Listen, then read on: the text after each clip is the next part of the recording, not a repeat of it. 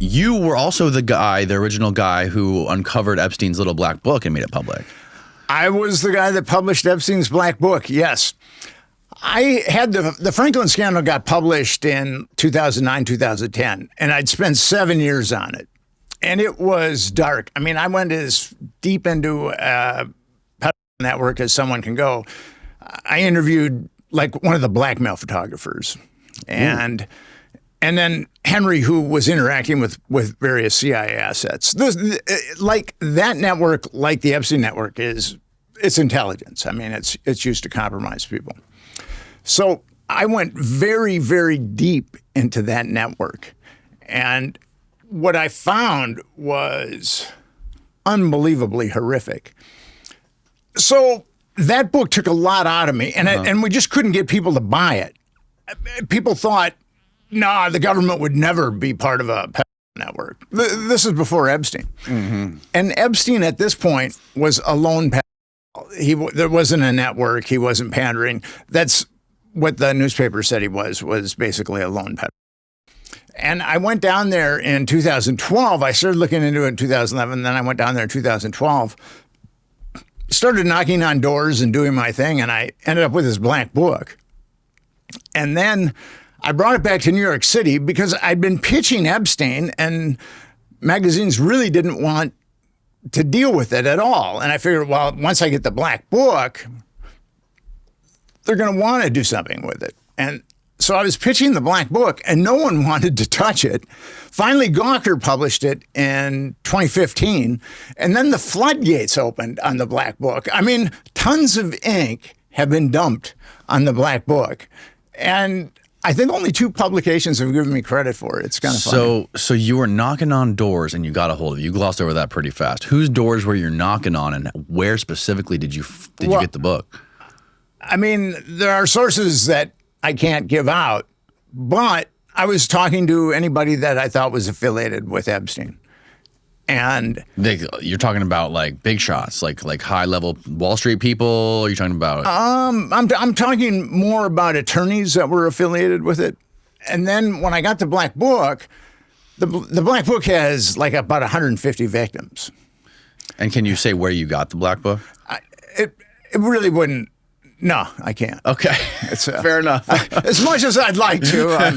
The thing about I gotta ask. Well, I'm very good at getting documents that no one else has gotten. Like when I wrote the Franklin scandal, I got there was a grand jury, and all that stuff was sealed. Okay. And I got all the testimony and all the exhibits from the grand jury. I'm one of those guys that people kind of trust. I mean, I think I look trustworthy. I mean, yeah, totally. Anyway, yeah, and I'm very trustworthy. But the reason why people give me stuff is because I don't tell them where I got it. So. Yeah, absolutely. You got to maintain that credibility. But anyway, so I started calling these victims, and they started talking about being flown around. And I realized this guy wasn't a lone pedophile. He was at the helm of a pedophile network. He was flying these young girls to very powerful guys. Mm-hmm. And that's the story that I came back with in New York City. That's the story that I pitched. And people were just frightened of it. And I'd had one go around with, I was pitching the Franklin scandal, which is basically almost identical to Epstein. The Franklin scandal is about Republicans, little boys. And Epstein is, for the most part, Democrats, little girls. So I was pitching the Franklin scandal, and this is at a point I had a lot of connections in the mainstream media, and I could pitch it to just about, I could pitch it to a lot of different editors. So I was pitching the Franklin scandal to these editors, and I would look into their eyes, and I could see the wheels turning. They were up against cognitive dissonance, and basically what was going on in their minds was, this is a really horrible story. All these kids getting abused and it covered up. We're going to need to help Nick Bryant. Or I can just write Nick Bryant off as crazy right now, and then I can have a nice dinner with my family. Not worry about losing my job. Yeah. So every editor, and I had a lot of connections in, I live in New York City. I've lived there for 30 years. So I had a lot of connections in the media, but And I was really surprised. You know, I knew that most of them would be spineless, Right. but there was only one guy that helped me, that had juice in publishing. There was only one guy. Who's that? His name was Malachi McCourt. His brother had written Angela's Ashes, and Malachi had published 5 or 6 books. And he was very popular. He was a very popular writer, and just he was a great wit. And he tried to help me with it, and he couldn't get any traction. So, And how did you eventually get it in front of Gawker? well, John Cook. Or we're talking about Epstein. You're talking about Franklin's scandal, right? Yeah, but now we can jump between Franklin and because they're very similar. I hooked up with John Cook, and he was the editor-in-chief of Gawker at that point. And he was willing to do it. And he was willing to, because at that point I had passenger manifests too.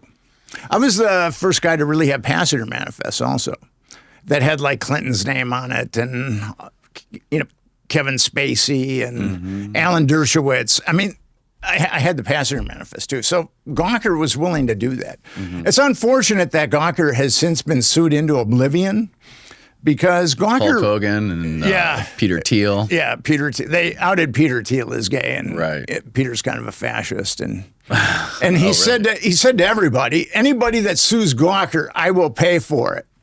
Right. So that's how Gawker got taken down. And it's really unfortunate because Gawker would publish guys like me that no one else would touch. Right.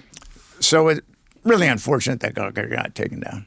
And you were saying earlier something about there's something significant about somebody being in the black book and being circled versus just being in the black book. Yes. The people that are circled, okay, how the black book came to exist was Alfredo Rodriguez stole all of Epstein's numbers, and which is the black book. Who was Alfredo Rodriguez? He was Epstein's house manager. Okay. And he was asked by attorneys that were deposing him if he had any extra information. He was saying no. His plan was to sell the black book. So he got in touch with one of the attorneys that was representing some of Epstein's victims in civil suits and said, I've got the Holy Grail, and I'll sell it to you for, I think, like $50,000. And the attorney went to the FBI, and then the FBI did a sting where they set Rodriguez up, and he sold the book to a female FBI agent. No. Yeah. So that's how and then I got the black book from some people who got it from the FBI. Holy shit. But Rodriguez said that the people that were circled were in cahoots with Epstein on the, as far as the child abuse. So the FBI are the ones that did the circles? No. Epstein was. Rodriguez. Oh, Rodriguez. Rodriguez did the circles, yeah. And Trump's name is circled. Now, Clinton's name is not circled, but Epstein's got 25 contact numbers for him. Yeah, he's also got 25 contact numbers for our RFK Jr. No, not that many. I thought it was pretty damn close. No, not that many. How many was it for him? I don't know. I think like about. And he 7 or 8. also addressed this in the media. Yeah. Like he said that, I forget what it was, the wife or something was like going down to Palm Beach. A rock hunt or something like that. A rock hunt. Oh, yeah. Wow. That's fascinating. But that's how the black book ultimately got into my possession, is the FBI did a sting on it, and then some people got the black book from the FBI, and then I got the black book.